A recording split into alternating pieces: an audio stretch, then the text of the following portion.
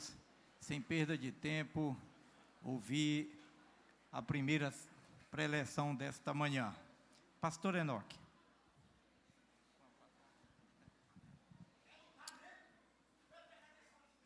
Que a graça e a paz do nosso amado Salvador permaneça sobre a minha, sobre a sua, sobre a nossa vida. Por favor, abra comigo o livro sagrado para a carta aos Hebreus, capítulo de número 5.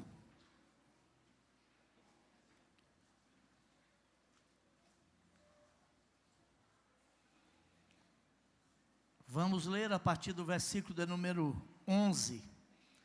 Até o versículo de número 2 do capítulo 6.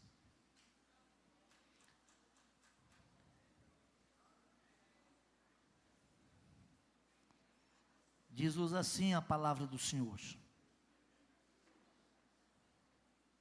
Aos Hebreus, capítulo de número 5, versículos 11, até o capítulo 6, versículos de 1 e 2.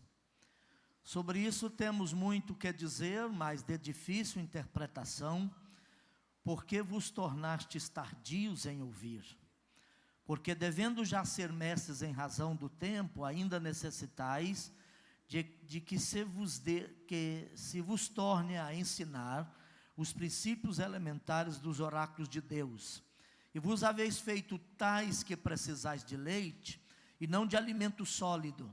Ora, qualquer que se alimenta de leite é inexperiente na palavra da justiça, pois é criança. Mas o alimento sólido é para os adultos, os quais têm pela prática as faculdades exercitadas para discernir tanto o bem como o mal. Pelo que, deixando os rudimentos da doutrina de Cristo, prossigamos até a perfeição, não lançando de novo o fundamento de arrependimento, de obras mortas e de fé em Deus, o ensino sobre batismos e imposição de mãos, e sobre ressurreição de mortos e juízo eterno, ainda o 3, e isso faremos, se Deus o permitir. Amém. Toma os seus lugares, por favor, meus irmãos. Meus irmãos, antes de introduzir a minha última participação, minha última palestra e participação neste abençoador encontro de agentes e trabalhadores na EBD, ou da EBD, eu quero agradecer aqui ao pastor João da Cruz Gomes Feitosa, na pessoa aqui, ou na equipe de coordenadores dessa segunda conferência, pelo honroso convite, pela oportunidade que me dá de exercitar um pouco mais o nosso ministério. Alguém disse que o sucesso resulta do encontro do talento com a oportunidade.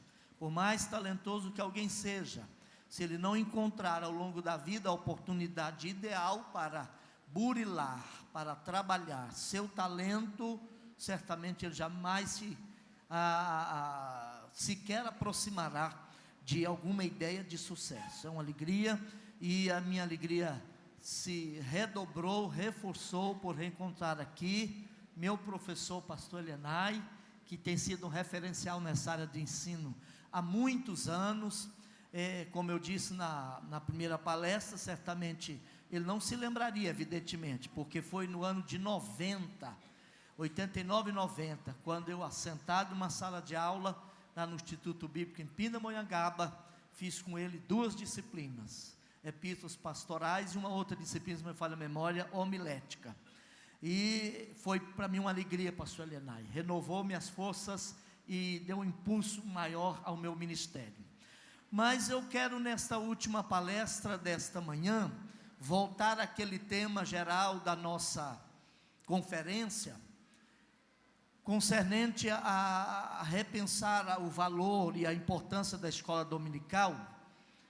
Pensar um pouco aqui sobre a escola dominical como agente de enfrentamento do cristianismo sem profundidade, e também falar aqui alguma coisa sobre a escola dominical como a afirmação da verdade em tempo de relativismo. Pode até que esteja errado aí por erro de digitação lá da minha secretária, a palavra relativismo aí, pelo menos aqui na minha anotação está relavismo, mas é relativismo. Eu tomei esse texto aqui muito a propósito, porque toda a Escritura é palavra de Deus, tal qual vazada e vertida pela pena do autógrafo do escritor original, e quando corretamente interpretada e devidamente e inteligentemente aplicada à nossa realidade hoje. E a gente sabe que a carta aos Hebreus é uma carta que começa como um discurso, desenvolve-se como um tratado e termina como uma missiva, uma epístola, uma carta.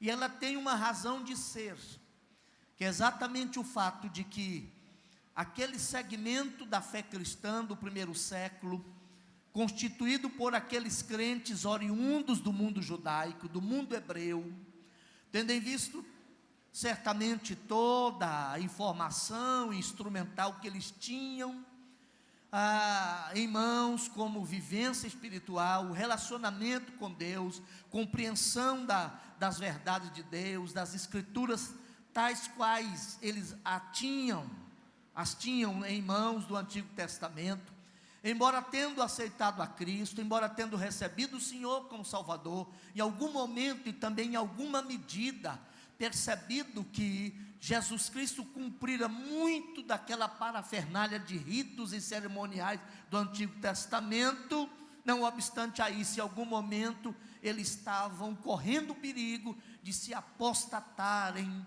e afastarem da verdadeira fé.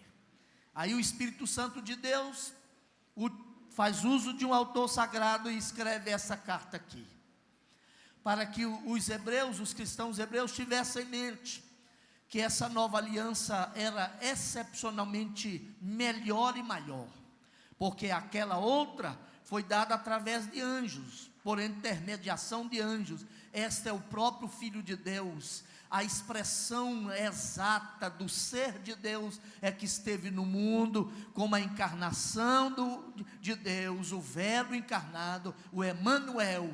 Esta aliança é maior, porque ela tem também um melhor e maior sumo sacerdote. Mas esta aliança, agora que os cristãos tinham em mãos, e esses judeus na fé, estava tendo alguma dificuldade de entender, exigia de todos aqueles que abraçaram essa fé, que abraçam essa fé, um constante crescimento rumo à maturidade cristã. Essa é uma primeira verdade, uma primeira premissa que eu quero colocar aqui. Mas também essa aliança tal qual ela tem aqui, porque eu preciso entender, salvo engano da minha parte, que as Escrituras, como revelação de Deus, ela é progressiva e também, em certo sentido, cumulativa, porque Deus foi se revelando, e quando chegou aqui, no fechamento do cânon, e Jesus então foi o cumprimento de tudo aquilo lá, o cordeiro pascal que o judeu a cada ano oferecia e imolava no altar, e muitos outros sacrifícios, apontava para aquele sacrifício que Jesus Cristo um dia efetivamente viria realizar, e aquele consumaria por completo todo o propósito e todo o plano. Então, os judeus deviam aprofundar-se nessa verdade, abraçando-a como verdade exclusiva, no que concerne a fé, a religião, a fé e a doutrina, e por conseguinte a verdade sobre Deus. O cristianismo tem alguns aspectos assim, sem nenhuma conotação, por exemplo, de preconceito ou de arrogância, que ele é exclusivo. Se admitir, por exemplo, outra verdade paralela sobre Deus, sobre Jesus, sobre o caminho da salvação, sobre o modus operandi que Deus entendeu de trazer para o ser humano a salvação, o cristianismo ficaria prejudicado, porque ele é exclusivo em relação a certas verdades profundas da fé, bem como a verdade acerca ou sobre Deus. Se existir outro ser que se admite ser Deus, Na perspectiva do Deus que a Bíblia descreve, o Deus da Bíblia já não é o Deus tal qual ela descreve, porque ele não pode ser apenas único. Da ótica que as Escrituras descrevem a Deus, Deus precisa ser não apenas único, ele tem que ser singular. Singular no sentido que da natureza e da qualidade dele não pode existir nenhum outrem, porque se existir esse conceito, essa verdade sobre Deus já fica de alguma maneira comprometida, amém? E aqui tem outro dado, em relação nesta aliança, eu estou tentando pegar algum pano de fundo aqui, para a gente entender algumas afirmações que eu logo farei, com relação à pessoa de Jesus de Nazaré, quando ele evoca sobre si, eu sou a, e a gente às vezes descuida dos artigos definidos da Bíblia. Jesus falou, eu sou a verdade. Ele não disse, eu sou verdade.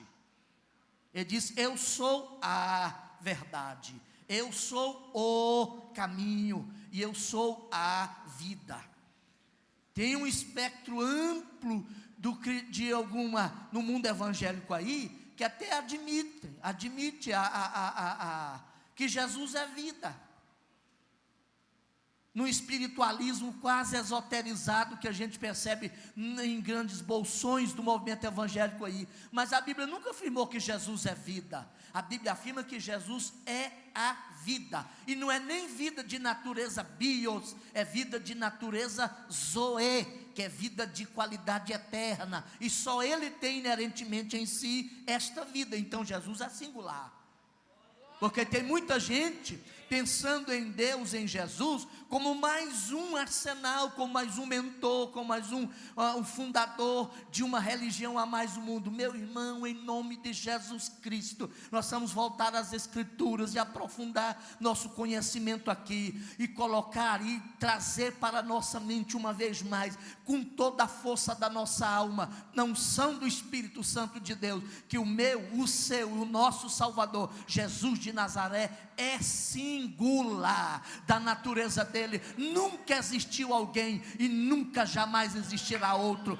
Ele nasceu como ninguém nasceu, viveu como ninguém viveu, morreu como ninguém morreu e ressuscitou como ninguém outro ressuscitou. Ele não é apenas o único, o maior na galeria dos grandes homens da história da humanidade. Ele é singular, o Emanuel, o Deus encarnado, aquele que se tabernaculou e veio habitar entre nós.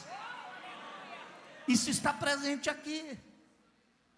Agora, toda essa compreensão depende o quê? De um progresso de compreensão, de crescimento e amadurecimento e absorção de conceitos e verdades doutrinárias exaradas deste livro, em especial por aquilo que este livro afirma sobre Deus e essa pessoa. E aí a gente volta aqui o texto. O autor sagrado pelo Espírito Santo de Deus vai colocar aqui que os cristãos judeus estavam entrando nessa perigosa via de afastar-se da proposta, do conhecimento da verdade maior do Evangelho, exatamente por ter em algum momento se estagnado e desmerecido e não valorizado a contento a necessidade de continuar crescendo. Estagnou-se nos elementos mais primeiros, no beabá da fé. Não tem disso em muitos de nós? Em Cristo, por Cristo e através da igreja, a gente tem muitas e maravilhosas experiências.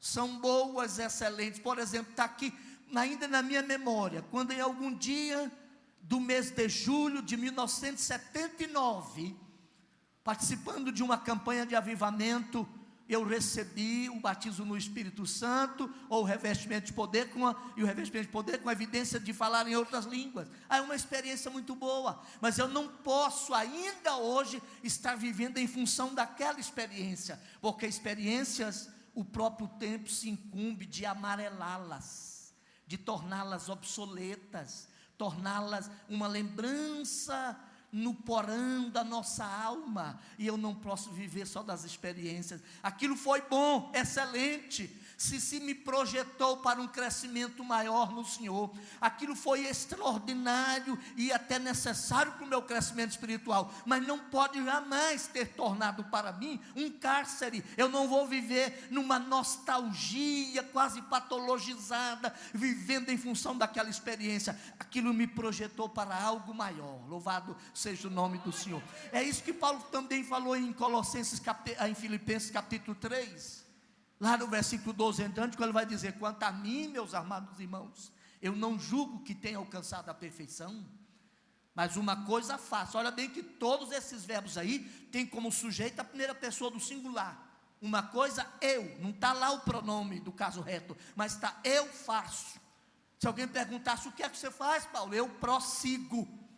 O grande problema nosso é que esse prosseguir no crescimento da fé passa fundamentalmente pelo conhecimento da doutrina, pois é assim a natureza da fé que nós abraçamos, é a absorção de conhecer não aquilo, mas aquele. 2 Pedro falou, né? Já que nos foi dado todos os recursos pela sua graça, todos os recursos necessários para o crescimento. Aí ele vai dizendo, vamos pelo conhecimento daquele. É pessoal, não é daquilo. É um relacionamento com uma pessoa, mas mesmo assim é conhecimento. Implica que se eu não entrar por essa voga, por esse caminho, eu vou ficar parado no tempo, e eu não vou me amadurecer. E em não me amadurecendo, eu vou ficar naquelas situações ou contingências que eu falei ontem, do infantilismo espiritual, ou no máximo, permanentemente um adolescente da fé. E aí o autor escreve isso aqui, para que a gente avance um pouco mais, para que a gente tenha percepção de que, enquanto tenha sido bom, necessário os rudimentos da nossa fé, eles são exatamente isto, rudimentos.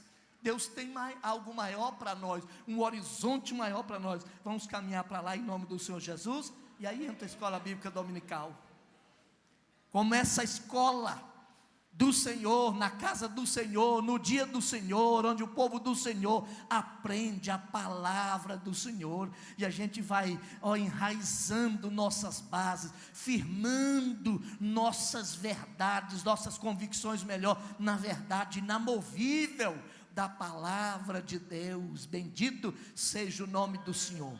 Mas como então? Veja bem, eu penso que para que nós repensemos, resgatemos a importância da escola dominical para os dias atuais, nós temos que inteligentemente permitir que ela se torne um modo, meio de afirmação da verdade em tempos de relativismo, onde a maioria das pessoas, eu falei isso introdutoriamente na sexta-feira, já não acredita em verdades absolutas. Mas eu já disse aqui também na introdução aqui, que o cristianismo, por sua natureza, em muitos aspectos, se não no todo, ele é exclusivo. Ele fala de um único e singular Deus.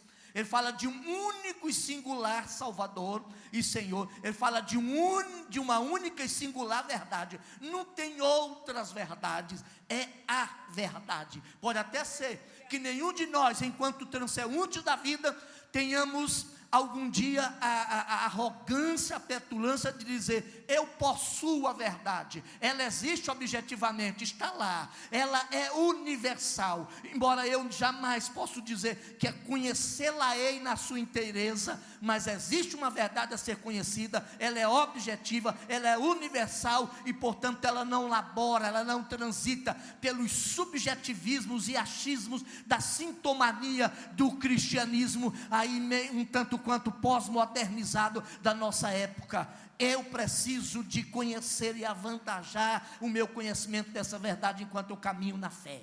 Aleluia. E a escola dominical é um meio para a gente afirmar isso.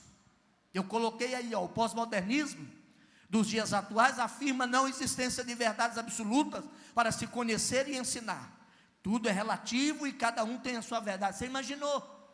Já diz o ditado aí, que de médico e louco, todo mundo tem um pouco, cada cabeça a sua sentença.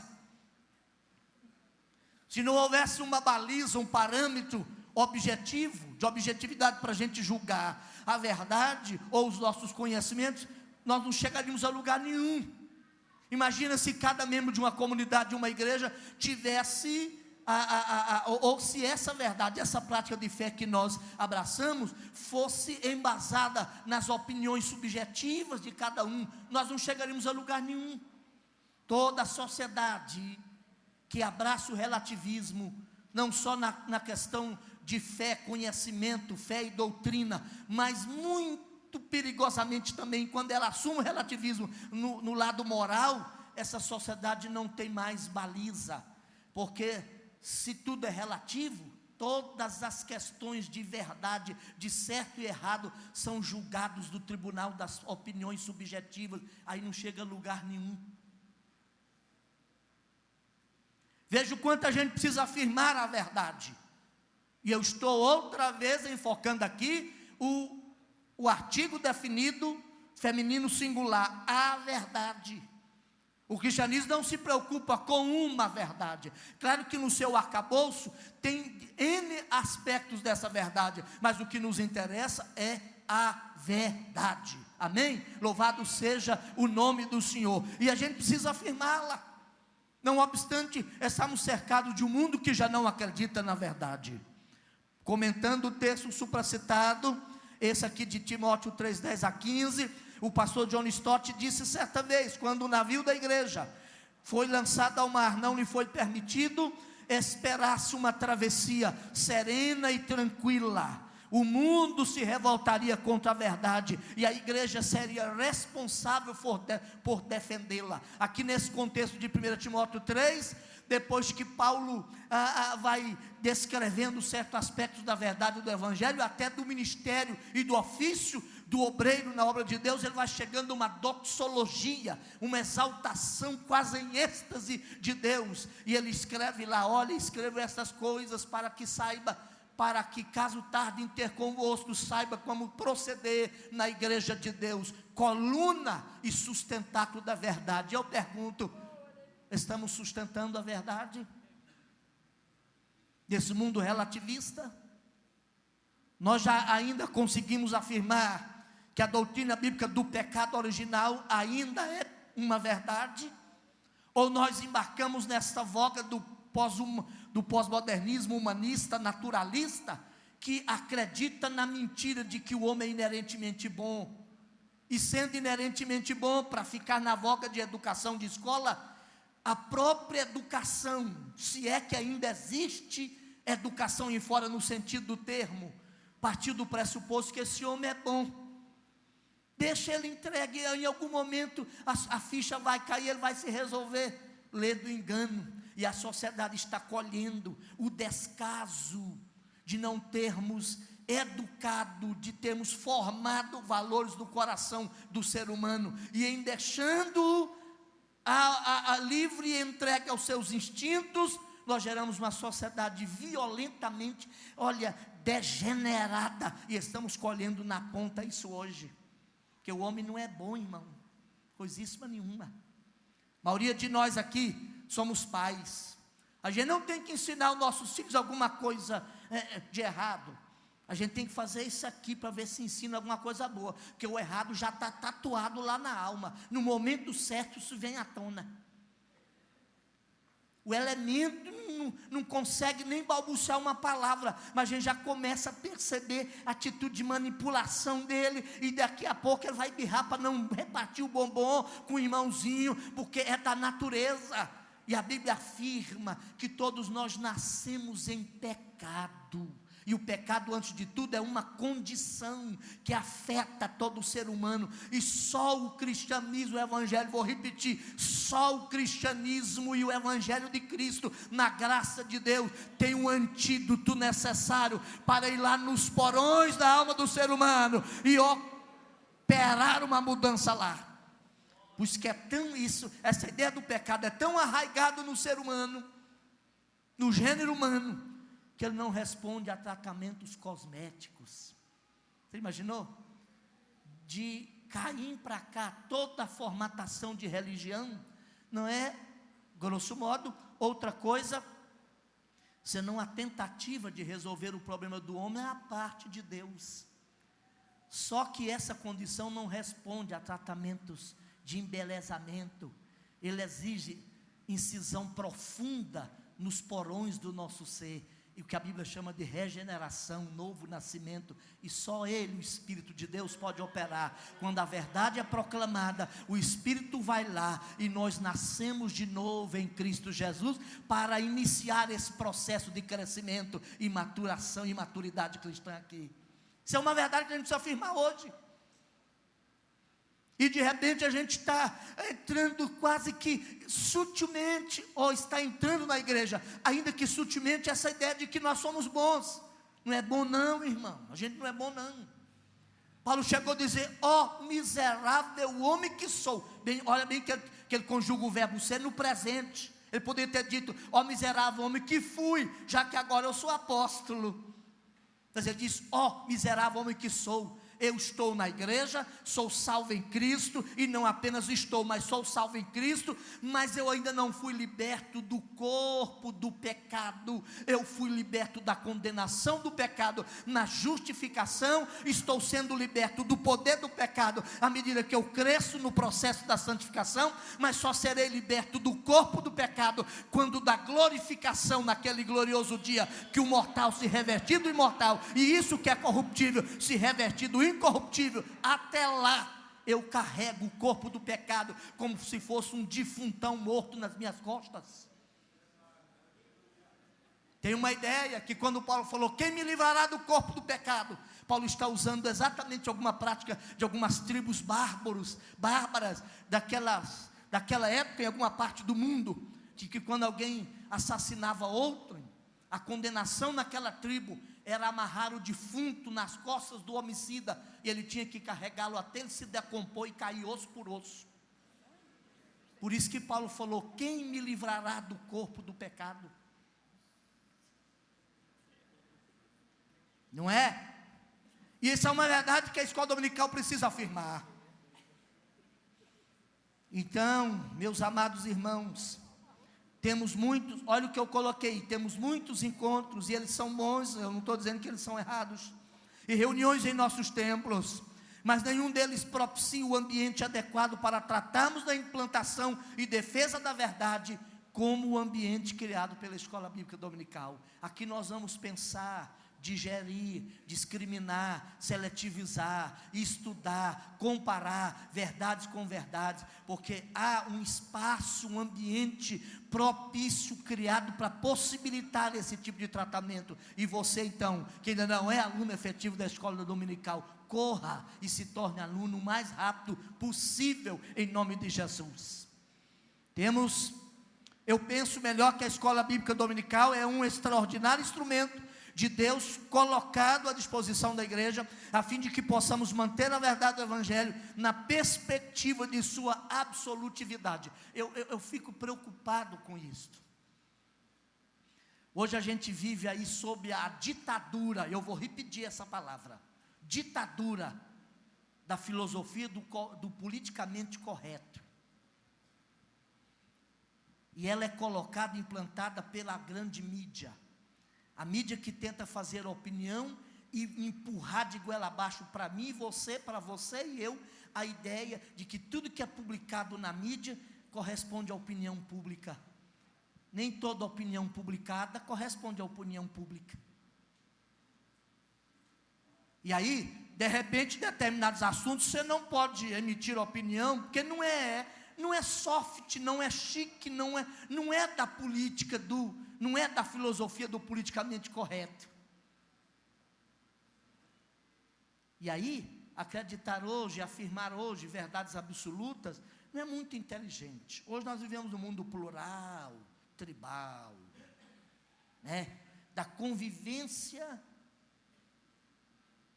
assim, acéfala, da convivência sem crivo de juízo, sem senso crítico, com todos e tudo do mesmo guarda-chuva. Claro que defender a absolutividade da verdade não implica estar contra pessoas, mesmo as que defendem verdades contrárias à nossa.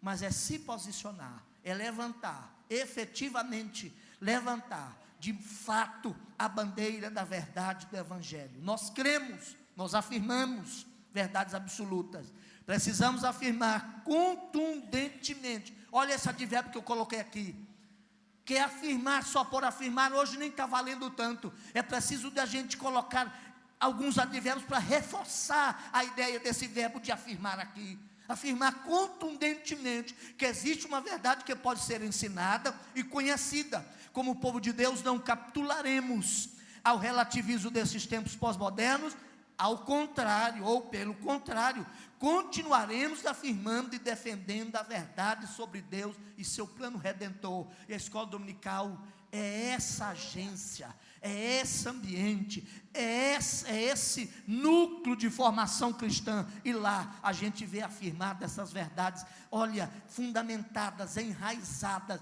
no solo firme da verdade. Que bom é andar no solo firme da verdade. A escola dominical precisa ser repensada nessa perspectiva para os nossos dias atuais. Se você, especialmente você que está transigindo aí da educação média para a educação universitária, e lá nessa voga, as pessoas tendem a abraçar essa perspectiva de mundo naturalista, de energia jogada ao acaso, de não absolutos éticos e morais, nem de verdades absolutas sobre quase nada. É melhor você se municiar antes, olha, colocar aí o capacete, da salvação, para proteger a sua mente, porque você vai ser bombardeado lá. Eu estava num debate sobre o jovem cristão e os desafios da pós-modernidade no encontro em Goiânia. Eu falava sobre isso. Se a gente fizer uma estatística, vamos de constatar que a maioria dos nossos filhos, a maioria, graças a Deus que não todos, dos nossos filhos, quando transige da educação média para a educação universitária, e lá encontra, porque não temos muitos educadores desse nível, ainda lá nesse meio, eles balançam na fé, porque o pressuposto, a premissa, a filosofia, a ideia colocada lá é do naturalismo. E é a ideia que governa o mundo, gente? Ainda que usando a força e o braço dos trouxas. É a ideia que governa o mundo. E a pior das ideias é aquela que não se apresenta, que não se explicita, que não se coloca abertamente. Isso está destruindo uma gama de valores da nossa sociedade, de alguma forma refletindo em alguns segmentos e bolsões do movimento evangélico brasileiro. Mas está aí a escola bíblica dominical. Vamos pensá-la como escola efetiva de formação cristã para os nossos dias, em nome de Jesus. Amém? Vamos fazer aqui o compromisso. Assumimos o propósito de utilizar todos os recursos, e graças a Deus eles são abundantes no meio cristão, para nos municiar, a fim de que nós aprofundemos um pouco as raízes e saiamos desta arena do elementar, do rudimentar. Deus tem mais, porque só na superfície, sem enraizamento e aprofundamento no solo da verdade, muitos de nós, muitas pessoas, estando nesse estado, vivendo nesse estado, não haverá de sobreviver os vendavais aí fora. Mas se a gente tiver convicções de verdades profundamente arraigadas na alma, não importa as tempestades, os vendavais que vêm aí, nossa atitude e postura em relação à palavra de Deus manterá a nossa casa firme, porque nós temos um compromisso com essa verdade, não é? Jesus termina o sermão da montanha em Mateus 5, 6 e 7, falando disso, de duas atitudes, de dois construtores, que igualmente construem duas belas casas, certamente, aparentemente, e que acabou desencadeando dois destinos diferentes. Aquele que ouve essas minhas palavras e não as pratica, compará-lo-ei a um homem, aí usa um adjetivo, insensato, que até fez a casa, mas por preguiça ou falta de recurso, ou tempo, sei lá por quê, não cavou fundo, mas aparentemente a casa era casa. E a Bíblia diz que sopraram os ventos, encheram os rios, E veio a tempestade e deu com ímpeto contra aquela casa, e ela caiu, e vai ter lá uma consideração, e foi grande a sua ruína. Mas aquele que ouve essas minhas palavras e as pratica nesse sentido aqui de assumi-la como absolutos, conceitos de verdade, ele constrói a sua casa, ele cavou mais fundo, até achar o solo rochoso, assentou as bases lá. Engraçado que a diferença entre uma casa e a outra, não era nem a aparência, não era nem a blindagem, porque a gente pensa assim, não, eu sou crente, não vou enfrentar os problemas. Vai, irmão, seu barquinho está navegando os mesmos mares revoltos da existência. Pode esperar, a tempestade poderá vir um dia sobre a sua vida. A diferença entre o barco daquele que não serve a Deus e o nosso barco existencial é que o piloto da eternidade está conosco, que navega no nosso barco, e barco onde ele está não naufraga. Nós temos que tomar aquela decisão. Alguém disse que 2 barcos navegam no mesmo mar, um segue rumo para o norte, outro para o sul, ambos empurrados pelo mesmo vento. Sabe por quê? Porque não é a tempestade que determina o destino do barco, é a decisão do navegante. Eu já decidi, você precisa decidir, chegar ao porto desejado, pois a tempestade não nos tirará da rota, pois nós já decidimos chegar lá. Tem gente que pensa, não, Deus vai proteger minha vida, agora eu estou blindado. Tem sempre um anjo assim, um guarda-roupa do meu lado, qualquer bandido ou qualquer coisa vem, ele já elimina. Tem não, irmão, nossa casa vai enfrentar a tempestade também.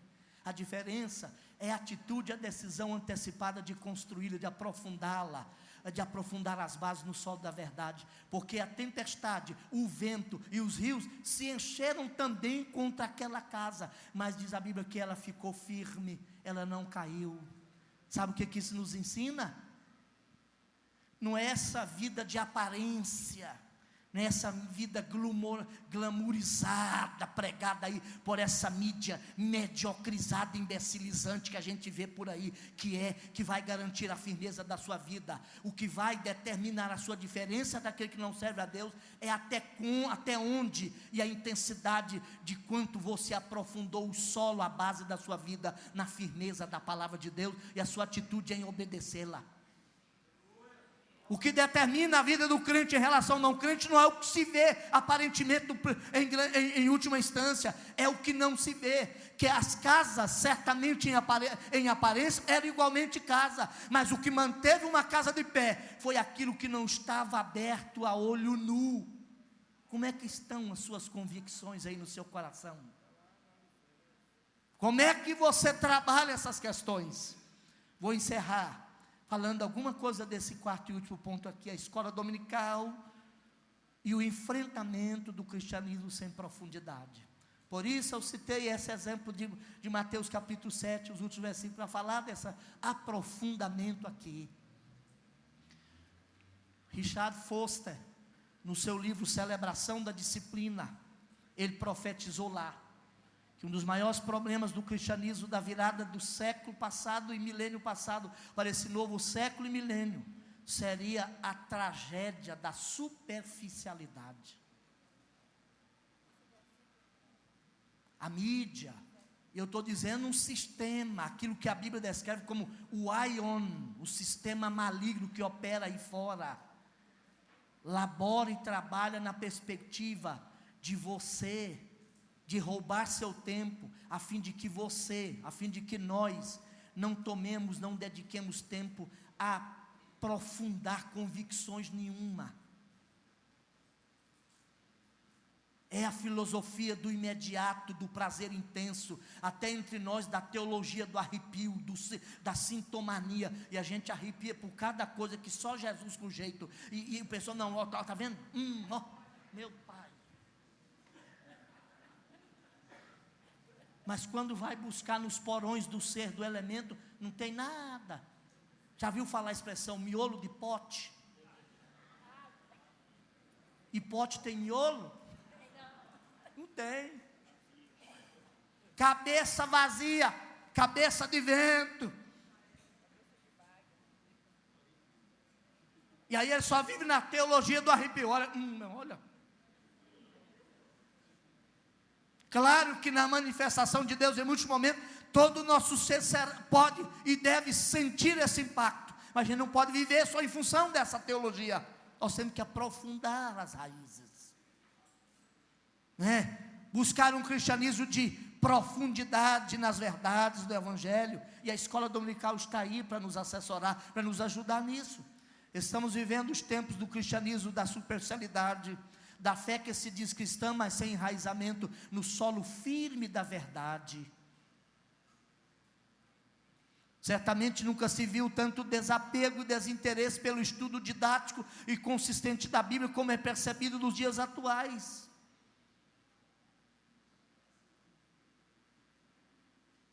Eu faço parte de um segmento, e todos nós fazemos, de que por sua proposta original, tal qual vazada lá do seu fundador, Jesus de Nazaré, e validada pelo Espírito Santo que veio sobre a igreja, em Atos dos Apóstolos capítulo 2, é uma proposta eminentemente didático-pedagógica, e que tem no seu bojo conteúdo alguma verdade a ser conhecida. Aliás, alguma verdade, a verdade que precisa ser conhecida. Não foi assim que Jesus falou? E conhecereis o quê? A verdade. E a verdade vos libertará. Então Jesus está dizendo, existe uma verdade, ou a verdade, para ser conhecida, e ela precisa ser conhecida para operar libertação na vida das pessoas. Então, na ótica do Evangelho, libertação não é só um evento, e nem um rito, que a gente lambuza a testa do elemento, esparrama, reza na cara dele, está resolvido. Não é por aí, começa até por aí, mas a verdadeira libertação só ocorre quando o elemento se apropria da verdade, e essa verdade vai inundando o ser, a alma, o coração e a mente, e tudo que não presta vai sendo expelido, expulsado. E aí quando a gente vem à igreja, desde que a gente entra e dobra o joelho aí, e a gente ouve cantar o hino da harpa aqui, se isso é feito sob a unção do Espírito Santo de Deus, Deus já vai afugentando demônios e forças malignas, porque este evangelho é verdade libertadora. Mas isso por faltar conhecimento do Evangelho, até esse conceito de libertação ficou um rito, a moda lá do centro espírita da macumbaria. O cara compra um patuá, um amuleto, põe debaixo do subaco, não sei aonde, e está achando que está com o corpo fechado. E quando a coisa é dele, passa de novo no corredor do sal grosso, e benze a cara, e falou, mas ele mesmo não quer se aprofundar na verdade. Espera a libertação, irmão, sabe para quando? Para nunca. Jesus falou que a libertação ocorre quando a gente conhece a verdade. Não é? E aí então a gente precisa de aprofundar isso aqui. Na maioria de nossas reuniões lemos a Bíblia em pequenas doses, assim, quase que homeopaticamente, pois grande parte dos frequentadores de igreja hoje em dia não suporta porções mais elaboradas da doutrina cristã. Se não, vai para o estudo bíblico, é pesado demais. Ó.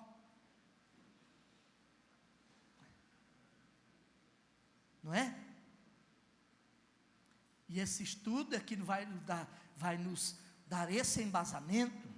Consequência dessa postura em relação à palavra de Deus é a existência de uma perspectiva de fé caracterizada pela sintomania. Esse negócio da teologia do arrepio. Pastor, eu fui lá, não senti não. Mas precisa sentir. Você tem é que saber a verdade. Você tem é que entender a verdade. Assimilada, vivida, praticada, ela vai afetar também suas emoções e tudo que você é, na inteireza do seu ser e da sua vida. Mas ela precisa primeiramente ser entendida. Olha aí, a Bíblia não diz que até o Espírito Santo, eu acho tremendo, nós somos pentecostais e eu valorizo o nosso pentecostalismo, estou nele, sou dele, mas às vezes a gente esquece que até o Espírito Santo, tal qual prometido na teologia de Jesus, ou nos discursos de Jesus, e exarado pelos escritos joaninos e até de Paulo mais a posteriori, a função dele seria nos conduzir à verdade. A primeira função, ou a função precípua do Espírito Santo, não é nem liberar poder sobre a nossa vida, e nem manifestar dons para a gente, não. Jesus falou, olha, convém que eu vá, pois se eu não for, o Espírito Santo não virá a vós, mas se eu for, eu haverei de enviá-lo. O Espírito Santo, conforme a promessa do meu Pai, eu rogarei ao Pai, ele vos enviará outro Consolador, que estará para sempre convosco, e ele tem uma função tríplice em relação a vocês. Primeiro, vos fará lembrar de tudo quanto vos tenho dito. Segundo, vos ensinará todas as coisas. E eu pergunto, ensinar não é um verbo didático, pedagógico? É. Tem gente que sente poder do Espírito, e não é errado, até pela unha. Mas quando fala de Bíblia, não, eu não gosto muito, eu acho muito pesado, eu gosto de escola. Não, sai de escola, não, eu não gosto de escola dominical, eu gosto mesmo é do reteté de Jeová.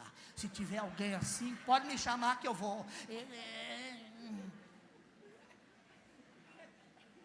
Ué, então como é que é esse Espírito Santo aí?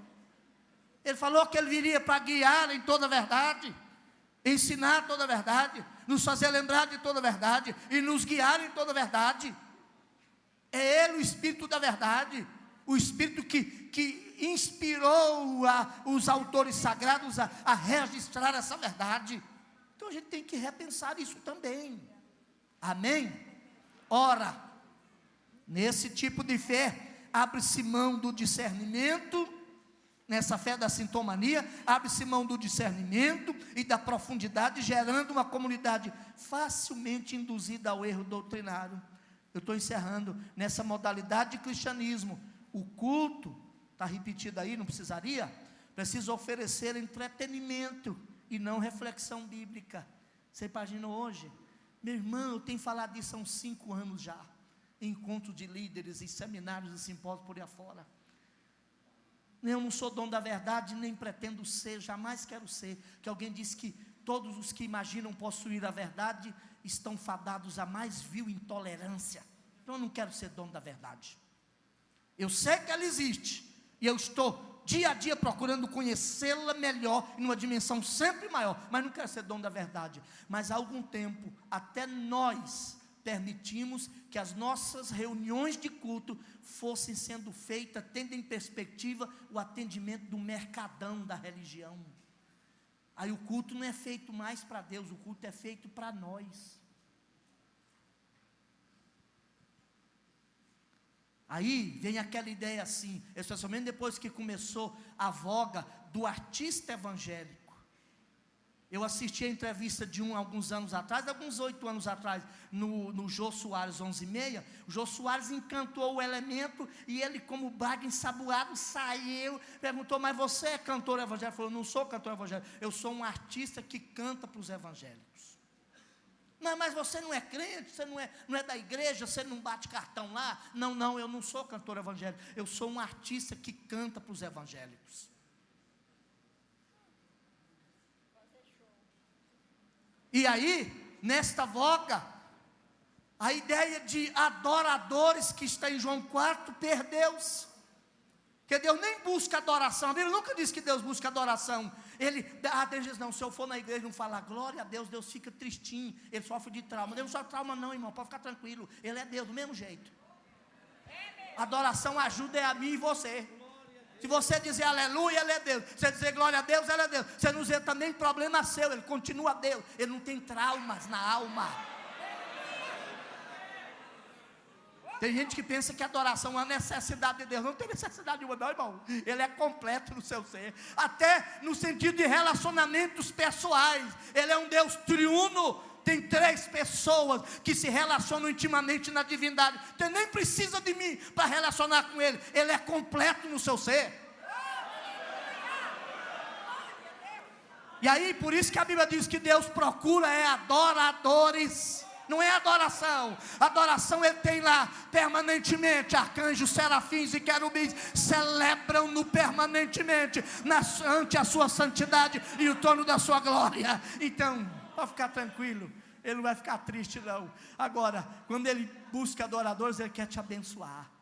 E a Bíblia diz, desde o Antigo Testamento, ninguém apareça perante mim de mão vazia. Você já percebeu que a voga do culto do entretenimento, a gente vem para assistir, especialmente a teatralização do culto. Eu disse isso. Não é pecado a coreografia. Mas quando começou, eu ministrei muitas vezes na Escola Bíblica da Convenção de São Paulo, especialmente a Comadesp. Lá na década de 90, eu já dizia isso, que era subliminarmente uma tentativa de descaracterizando a ideia bíblica do culto, porque se eu coloco uma equipe para fazer uma apresentação para mim, o culto é teatral. É claro que você pode ter uma equipe de coreografia, de teatro, devidamente preparada, especialmente assim dentro da técnica, né? Da teatralização e da dramatização, para ir lá no campus da universidade, lá no coreto da praça. Mas, irmão, utilizar esse expediente num culto de ceia, para quê? Eu já fui em congresso de senhora, que tinha umas irmãs, ó só Jesus com a graça, e eu não sei se há alguma artrose, e difícil para mas tentando fazer, porque virou moda. E a gente esqueceu de perceber que isso era aí a maioria do público veio aqui para aplaudir alguém. E aí alguém apresenta e faz o culto para nós. Deixa eu dizer para você, à luz da Bíblia, o Espírito de Deus já disse aqui: ninguém apareça perante mim de mão vazia. Se você não trouxer o seu culto, o meu não serve para ti e o teu não serve para mim, porque cada um aqui tem que trazer um culto.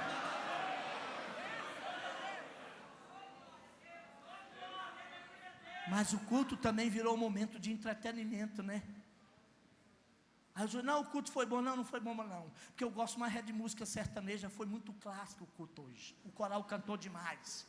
Eu queria assim um estilo Zezé de Camargo e Luciano. E aí o culto foi bom. E quem é que pediu você avaliar o culto, irmão? Dá nota. O culto é para você, o culto é para Deus. Se alguém tem que dar nota, é Ele. Inclusive do teu culto que você trouxe. Fica em pé em nome de Jesus. Quero encerrar. E a escola dominical trabalha isso de modo muito detalhado. Eu disse ontem, em alguma oficina aí, a CEPAD e até a nossa Betel até orienta até o tipo de música para cantar, para aquele conteúdo vai ser ensinado ali. Porque tem ordem. Não é uma coisa só assim de vir e liberar adrenalina, suar a camisa e sentir bem. Não. Deixa eu dizer para os senhores, quando a gente vai conhecendo essa verdade aqui, esse evangelho não é apenas para confortar, é para incomodar. Se eu ler a Bíblia, se eu vir ao culto e não sair de vez em quando com a costela ardendo, alguma coisa está errada comigo. Esse evangelho não é para fazer cócegazinhas na minha alma, me fazer sentir bem, um religioso beneditino da cara lustrada, pensando, oh, agora eu sou melhor do que... É conversa fiada, irmão. Alguém disse que é preciso pregar antes o evangelho que confronta, do que o evangelho que conforta. Hoje tem muita gente pregando só o evangelho que conforta, mas não prega o evangelho que confronta. E deixa eu dizer para você, o evangelho da bênção. O evangelho não começa com festa. O evangelho começa com contrição. O verdadeiro evangelho não começa com celebração. Começa com contrição. Enquanto o elemento não se entender pecador, pervardido na alma pela pureza e clareza da palavra do evangelho, e não vir a Cristo em arrependimento, não tem alegria para ele, porque ele ainda estará vivendo em pecado, e no pecado é morte. E o banquete da graça nunca é colocado à disposição dos homens, até que eles se sintam necessitados dele. Por isso que Jesus falou para aqueles fariseus, não, vocês ficam aí preocupados que eu estou comendo com publicanos e pecadores. Eu não vim para vocês não. A vossa religião vos basta. Porque vocês não se sentem necessidade de mim. Eu vim foi para doente. E o doente procura o médico, né? Foi por isso que João 7, ele ficou de pé na festa e disse, quem tem sede venha, mas para vir tem que ter consciência da sede. O cabra está muito satisfeito, como é que ele vem? Ele já se empanturrou de tudo lá fora. Pai, bendito seja o teu nome. Celebrado seja a tua glória, a tua majestade, aqui entre nós, nos céus e por toda a eternidade. Obrigado pela tua palavra que é clara, objetiva e não nos deixa viver tateando nas trevas das especulações humanas, filosóficas, ideológicas ou de qualquer natureza. Ela nos deu o norte firme a seguir, nos deu a base firme onde assentar as bases da nossa vida e propõe a nós convicções e verdades que, se assimiladas, vividas, haverá de dar extraordinário sentido ao nosso viver. Guarda-nos, Pai, de nos contentarmos com o pouco, já que Tu tens o muito para nós. Ajuda-nos a reagirmos de qualquer situação que nos aprisiona no menor e nos leve para o maior conhecimento da Tua palavra, pela bendita revelação ou iluminação do Teu Espírito, que já habita cada um de nós e habita a Tua igreja. Sê conosco nisto, Pai, e nos ajuda a prosseguir nessa rota, em nome de Jesus.